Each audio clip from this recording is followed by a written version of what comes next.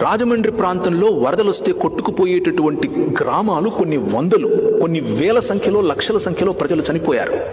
ఆ సమయంలో గుర్రం వేసుకుని తిరిగినటువంటి ఒక సాధారణమైన బ్రిటిష్ జనరల్, ఆ జనరల్ ఆయనకు బాధ్యత ఏమిటి అనంటే, ఈ భూమిని, తెలుగు ప్రజలను ఆయన ప్రేమించి ఆయన అన్నాడు, ఒక క్రైస్తవునిగా నా కాళ్ళ క్రింద ఇంత మంచి నీరు కొట్టుకొని పోవటమే కాకుండా ఇన్ని గ్రామాలను తీసుకెళ్లిపోతూ ఉంటే నేను ఎలా గుండె మీద చేసుకుని నిద్రపోవాలి అని ఆలోచించి పైన బంగాల్ ప్రాంతం నుంచి కింద మెడ్రాస్ వరకు ఆయన గుర్రం మీద తిరిగి పల్లం ఎలా ఉంది, నీళ్లు ఎలా వస్తున్నాయి అన్న స్టడీ చేసిన తర్వాత ధవళేశ్వరం దగ్గర ఒక బ్యారేజ్ కట్టాడు.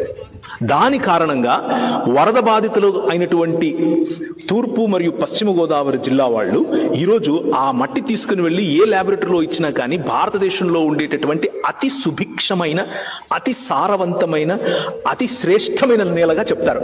కారణం ఏంటి అంటే, ఒక్క మనిషి చూసిన విజన్. ఆ విజన్ ఏంటి అని అంటే, I love my people, I love Telugu people.